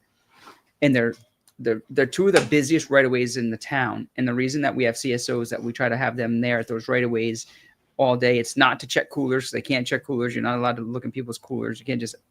Really? As a police officer, you can't... Well, they're not if police you officers. suspect they're not something... police officers. They're just... Oh, that's right. They're CSOs. Right. So their job there is for public safety, basically to make sure that people aren't parked in the middle of the roadway and unloading their cars and letting kids get out of their cars in the middle of the roadway, because you have people coming one way. There's if you're stopped on for Bluff Avenue, right? If you're stopped on Bluff, before you get to the church, right almost at the corner of Larkin, there's a curb there's curbing on your right hand side of the sidewalk. You open up the door on the driver's side, you open it up in the oncoming travel. You have 30 cars behind you that are looking for parking spots. Now you're got all four doors open. Your kids are all jumping out. The wife's jumping out. The husband's jumping out.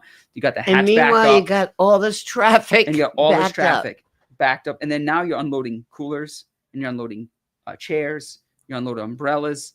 You're unloading bags. And people are unloading their tempers And now behind you. people honking the horn. And so this was an issue for years. So we decided we're going to put CSOs at those right-of-ways. And what the CSO job is walk up and say, ma'am, you cannot park in the middle of the roadway. And then we have signs that there's no stopping, parking, or standing. And then ma'am might say, if it's somebody like me who's never been here before, but where am I supposed to go? And then We say, got all this there's stuff. parking down on Bay Street. There's parking. So for 2 we have hours. to unload and walk. Whatever you want to bring to the beach, you need to walk it to the beach. So if you're going to park down there, it's only for 2 hours for the day. And then there are several that's not fair. And then there are several parking lots that you can pay to park in for the whole day that usually have bathrooms and showers. If you want to go try to locate some of them, there's a few on Bay Street, and then there's one on Larkin Road, and you can park wherever you'd like to park, but you can't stop here to unload. You have to carry whatever you want to do to the beach. The one good thing about doing that is that if you have to carry what you're going to bring to the beach, people take less things down to the beach, which is also a good thing. So now you don't have snow. It's not cluttered. It's not cluttered, right? So now you're maybe just bring an umbrella, Smart. one of those chairs that you can put on your back, like a backpack chair. Yep. And a small little cooler, and your umbrella and the bag or something. That also helps the concessions at the beach. They can sell more hamburgers and things. I'm sure it helps a lot of things, and it's so the CSO's job is to keep them moving, and if they. Unfortunately, there's times where they just don't even listen to the CSO, and they say, ma'am, if you continue to unload, I am writing down your license plate, and you will be getting a ticket in the mail for $150 for continuing to ignoring me and continue to unload, because the sign says right there, no parking, stopping, or standing. And if they continue to do it, the CSO will just write down the license plate, and then they just they have a ticket machine. They'll put all the information in the ticket, print out the ticket, and then they'll used to hand it to me. And then I would I would usually run the plate and send them a letter in the mail, or I'd call them and say, hey, the officer just dealt with you the other day. Just want to let you know you are getting a $150 ticket in the mail. And then they'll be like, well, my sister was driving the car. Okay, but the vehicle was registered to you, and the vehicle was parked illegally. That's just like if I let my daughter, she's not driving yet, but I've let my daughter take the car down to the beach, and she parks in the tow zone and gets a $150 ticket, I'm still getting the ticket. Because the car is registered to you. Right. It's not a moving violation. The vehicle stopped parking or standing. So it's standing in the roadway, running within a neutral. What's going to change for us who live here during this summer? Other than there's a lot more traffic. I know. But I mean, will any of the rules change as far as parking down on High Street or parking at the beaches or on Airport Road? It's more traffic, more cars. So we should learn to leave our homes earlier to go places. Yes. One of the things that I find that we get a lot of people that are local residents that get confused about is, and maybe some people in town are listening, when they go. Oh, we hope a lot of people Right, are listening right. from And, town. and maybe just try to it's kind of maybe just an explanation because people do get confused with this. If you go to the town hall and you get a beach sticker, right? Right. There is a sticker for resident parking for residents for the town beach, but there's also a sticker for Larkin Road. So you got to ask for the sticker that for the town beach and Larkin Road, or just make sure you get that sticker because some people just that live in the town, they see the sign that says residential parking only. Right. Well, they think, well, I live in Westerly. Like if Ben doesn't have a sticker, but Ben lives here in Westerly, he can't just go park where it says resident parking. And how would I know that you're a resident of the town of Westerly? Because you still have to get the sticker. Right. So I would write you a summons, and then you're going to come find me there and say, why did you give me a ticket? I live here in Westerly. Here's my my license, and here's my vehicle registration. See, I live here at 123 Main Street. Yeah, I live here on Right. Main Street in Westerly. And I have to explain to you, well, I understand that you're a town resident, but you still have to go get the sticker. It's like if you're a resident here in the town of Westerly, you can't just go to the town beach without getting the town beach sticker. You still have to get the sticker. Just like there. So it's a lot of sometimes explaining. And I tell the CSOs that sometimes from the beginning, you can use a little bit of of a judgment, and have someone, explain to them, hey, I'm going to cut you a break today. I'm not going to write you the ticket. If you're getting ready to write the ticket and they're walking up to the car and say, hey, listen, I was just about ready to write you a ticket because you don't have a sticker. Are you a resident of the town of Westerly? I am. Okay, I'm not going to write you the ticket today, but you need to go down to the town hall. This is kind of your break and your warning, and go get yourself the sticker. So if I see you here next time, you're going to get a sticker. You're going to get a ticket. Okay. So it's important. So that is important that people know that. Yeah, because it's for resident parking, and I believe but I think it's it's only 3 hours per day. I think I have to go look at it. It's been a little. I know while it's since 3 hours per day down there. Yeah, on I think High Street. Well, I think it's 3 hours on Larkin Road for residents, but it's 2 hour parking for the day for anybody on Bay Street. So, whether they're a resident or a not, visitor. It's 2 hours for the day, and that's why you end up seeing a lot of people that end up paying the fee to park in one of those lots down there for the full day, just because. I mean, what's fun going to the beach if you only go for about an hour and 45 minutes? Yeah, a lot of people are going to say, look, it's my vacation. I really don't want to pay a big price on a lot, but it's part of the vacation. Part of the vacation. I don't want to have to worry about getting a ticket. I totally agree with you. When we've gone to Lake George on vacations and we go to downtown there in Lake George, they have like that little machine where you go and you put the money in the machine and you put it on you. I know that I'm gonna have to pay for parking downtown, but it's part of, like you said, it's part of the vacation. Exactly. When I just drove to Florida, I knew that there was going to be quite a few tolls that need to be paid to drive to Florida. That's part of the trip, knowing That's that part of it. That's knowing right. there's going to be cheaper than flying, though. Still, I think after that trip, I'll pay for the flights. Unfortunately, we just decided a little bit too late about going to Florida, and our options were a little limited at that point, especially during school break.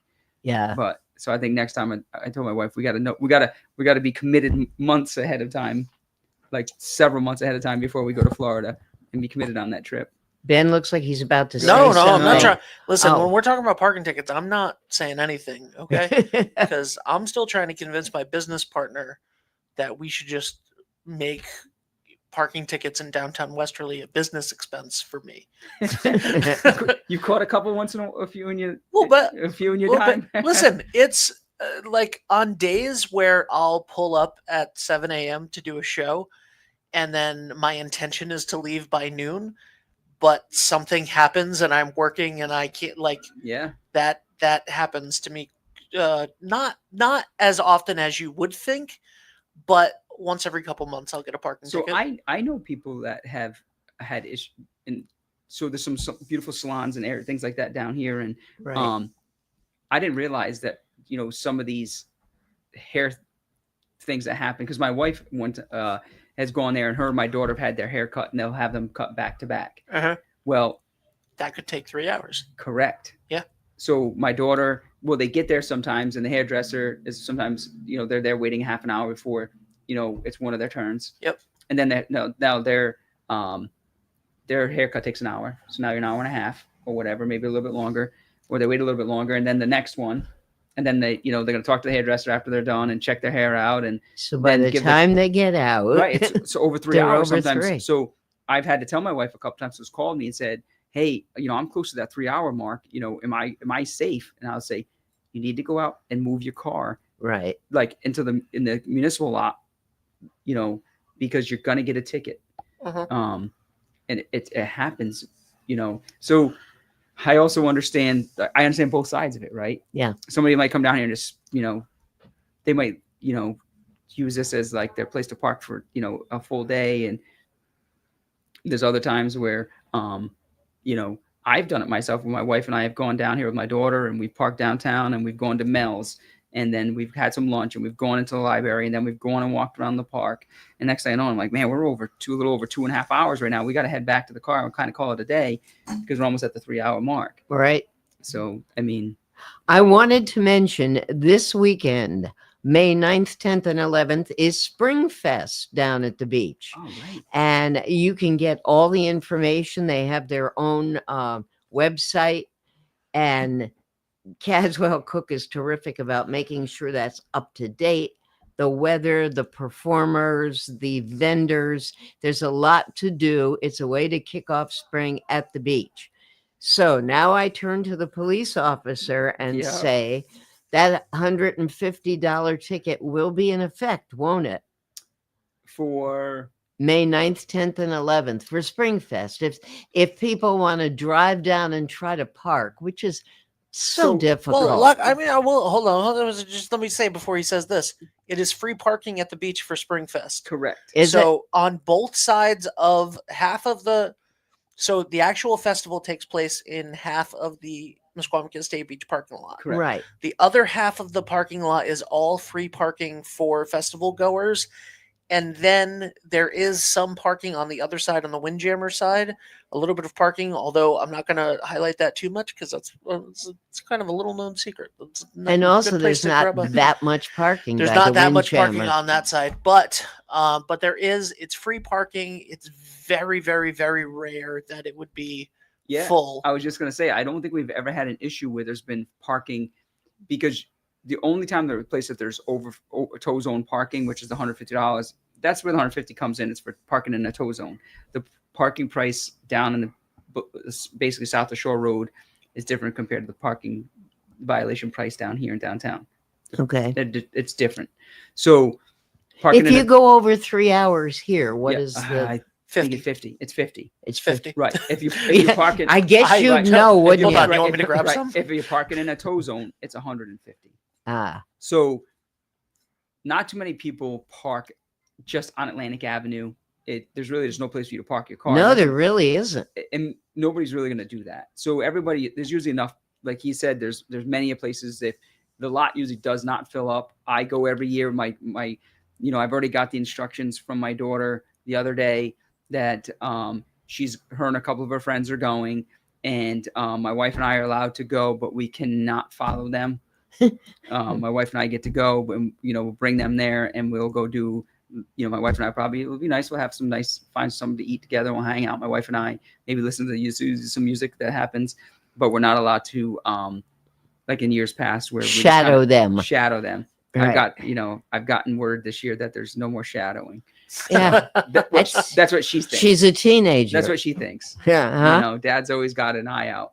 So, she thinks that they're just going to go off and do their own thing, and I'll still be checking out the situation.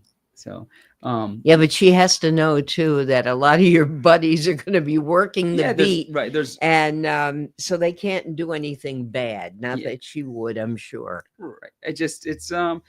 I think the Spring Fest and the Fall Fest are a great opportunity for a bunch of local vendors to get out there. And to kick off seasons, it is, and get really people is. excited. I think it's neat because it's kind of like a food truck kind of thing, where there's always like different foods that are there that some. It's a food truck rodeo is the word that we use. Okay. Is it?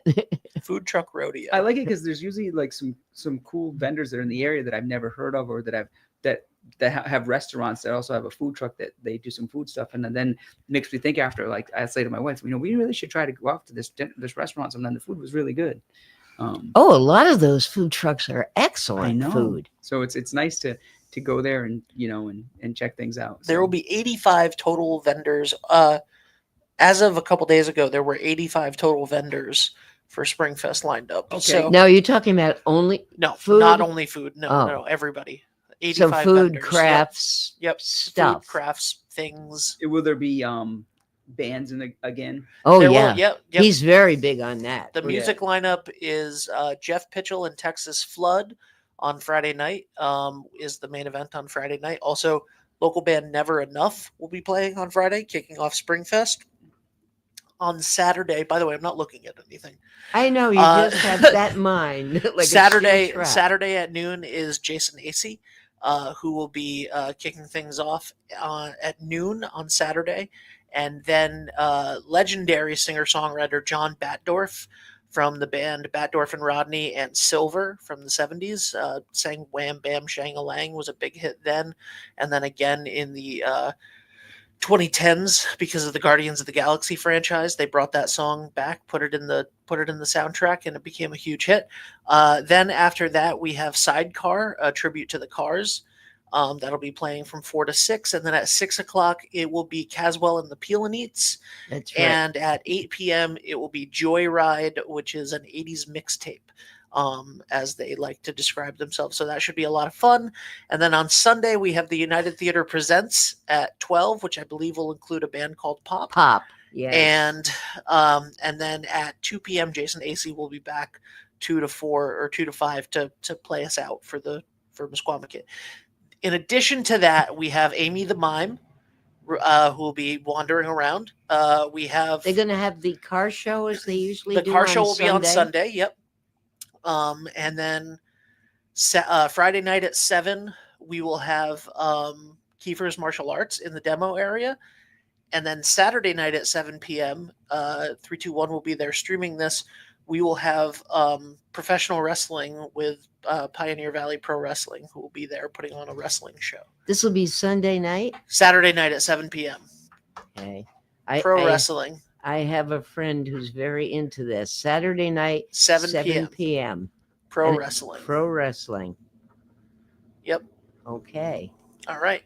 I'm just amazed. And by the way, Jose Costa will be doing the steel drum at the gate on Saturday, 5 to 8. You're like one of those people Howie was talking about before. One of those cops who remembers the first name, the last name, the date of birth, etc. That's all I was thinking about as you were naming this off. I was like, that's good. You're good. By the way, this obviously is the stream. This computer, I'm looking at our sponsors, or our advertisers. So that's we believe you. I believed you. I'm just completely. Just like so, I work some of the details in the summertime for the Blues on the Beach and things like that. I'm always impressed by the turnout of people in the area that come to listen to, and the bands are all great. They do the town does a great job with it, and the amount of people that show up is amazing for these to see. Because then there's some local bands and that play every year, and the lineup every year is great. I don't think I've ever worked with the detail where it was just. Even like days where it was like rainy, the people were like, or it was an overcast, people were still showing up. It's crazy. Blues on the Beach is very popular. Always has been. Yeah. And don't they do it twice? They do it Mondays and Wednesdays. Yep. Yeah, it used to be once a week, and Tunes now on the Dunes and Blues on the Beach. Yeah. So I sometimes I work Monday nights, or sometimes I work Wednesday nights. One or the other. A few times over the summertime, and. Obviously we have to direct traffic and, do our job, but, it's kind of cool. You're out there doing your thing and these bands are playing and you hear the music and it's just great. And now, people are having a great time. That is like, how many people can you possibly fit onto Town Beach? Yes. There's been a couple of times where, the traffic just doesn't people just kept coming there where it was, where the crowd has been just huge. I forget some of the names of some of the bands, but they've had a huge following where, people are they're filling up some of the lots like down, where like Wisconsin Beach is. They were down having to park there and walk up because there was just no more places to put anybody. Now, listen, I know that there's a lot of debate going on right now, and we don't get into political stuff. There's a lot of debate going on about the beach nourishment projects and the ideas of those. This is what I'm thinking. Instead of making it a free concert we just take the Blues on the Beach and Tunes on the Dunes, and we make it so that the cost of the ticket is bringing a pail of sand with you. And then everybody that comes just dumps a pail of sand onto the beach, and then that dune will be huge. I thought those kidding, were. I'm not saying those were This is a free. Aren't joke. they free though? That's what I'm saying. Oh, Yeah, okay. that's Instead what of he's making saying. it free, Okay, instead of I was making saying, it free, right. like So those it builds up the yeah, dune. yeah, Okay, you just I get it, everybody has to bring a pail of sand with them. with them. Problem is trying to find a nice pail of sand. That's true. Yeah, then you get people stealing sand from their neighbors' properties. I Howie, we got 5 minutes. 5 minutes. What can you tell us in 5 minutes? So I mean, For I a like guy what- who didn't know what we were going to talk about today, you've done a phenomenal job. Really, we've touched on everything. we have. And that's great. I guess we can hold off. Anything terrible going on right now that people should know about? I mean, like there's a big scam or a big theft. Are they still stealing cars here and people should I lock wanna them knock up? on some wood right now, but I think you should always lock your car. Yeah. I know. I think you should always. I think the biggest thing is people should always take their keys out of their car. Yeah. When it's in the driveway. I mean, that was a problem a month or so That looks ago. like your key fob right there. That's it. I'm proud of you for taking your key fob with you, not leaving it in your car. Oh, I don't leave it in the car. Okay, well, That's unfortunately, that's how I start it some and people unlock take their it. key, and- leave their key fobs right in the car because all they do is hit the push start. Right. So I just encourage people to, no matter what time of the year it is, when you go into a store, whether it's a gas station or the post office or the library or anywhere you go into the laundromat to grab something, please do not leave your car running. Yeah. Because anybody walking by can say, Yep. Right. Just that happened to one of our personalities here a few years ago when he I was forgot at about that until you just mentioned it. another station. Really? Yeah. Who? Yeah. Ken Collins. Ken Collins' car got stolen? Ken Collins went to, and I have no problem mentioning it, the Cumberland Farms on Friendship Street. Okay. Left the car running so he could go in and get some coffee and came out and it wasn't there. Oh, geez. So, and he will be more than happy to tell you about it. And, and I am one of those people that does that every morning at Cumberland Farms where I live. And every now and then I think of Ken and I think, well, maybe I'll let it run, but I'll lock it. Tune in to Breakfast with Ken and Ben on Friday morning. I'm going to ask him about that. Yeah. Oh yeah, he was bad. And I mean, he had a right to be. Now I've got a neighbor. I mean, you talk about we all do crazy things. We do. I mean, people rationalize things. I have a neighbor who locks her car. I mean, she lives in the boonies, but she locks her car in the driveway. Good for her. But she leaves her door open all the time. Yeah. She goes off for the day. She goes here. Anybody can walk in. So, why it just doesn't make sense. Yeah. But we all do We stuff all like have that. our things, right? Yeah. And you assume until something happens to you. Yes. Not going to be me. Not going to be me. I am very wary about ever using my debit card. I've gotten a little bit better at it because, and that thing too is that we've had in the last month we had a couple of people that have made complaints. They thought their card has been skimmed. They're not 100% sure where. They think a couple of different places in town, but it ended up not being their card. Possibly did get skimmed, and because we have people that do come into town and put skimming devices on some of the machines in the area, and then they take them off after a couple of days, I'm very wary of ever using my debit card anywhere. So I always have cash in my wallet. But I have gotten a little better at, again, that's just one of my things. We all have our things, and that's one of my things. And with this new just touch your card, yeah, if it's got the touch your card, I have no problem keeping my cash in my wallet and just using my debit card that way. But if I have to insert it or swipe it, I'm all set. Yep. So my girlfriend doesn't like doing the tap because she thinks she looks silly doing it. And I'm like, who's please do looking that. at you? I'm like, what are you talking about? She's like, sometimes it doesn't go at first. And I'm like, just learn how to do the tap. Explain to her that. So the reason that you have the tap now is because the bad guy, the criminals, have the ability to put,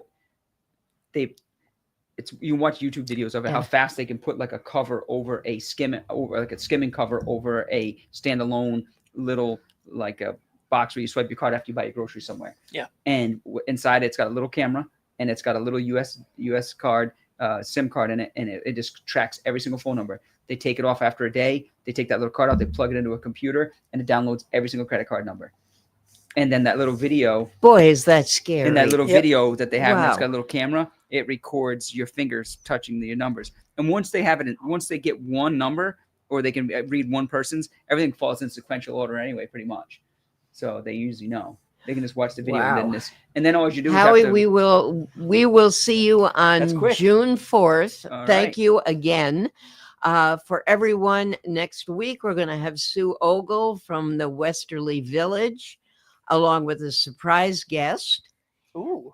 We will again urge you to go to Springfest this weekend, May 9th, May 10th, May 11th. Bring Mother there for Mother's Day. All those food trucks, Mother's dying to have kosher Ethiopian food. So we will see you next week. Take a risk, but don't do it on the road. You'll find out how good life can be when you just take a chance. Be good to each other. See you next week. Hi, I'm Chris Kozłowski, owner of Broadview Florist and Garden Center in Dunn's Corners. For over 40 years, our family-owned business has been your go-to destination for beautiful, custom-made floral arrangements. Whether it's a special event or just to brighten up your day, we create highest quality designs tailored just for you. Trust Broadview Florists to make every moment unforgettable. Visit us today or give us a call at 401-322-0390.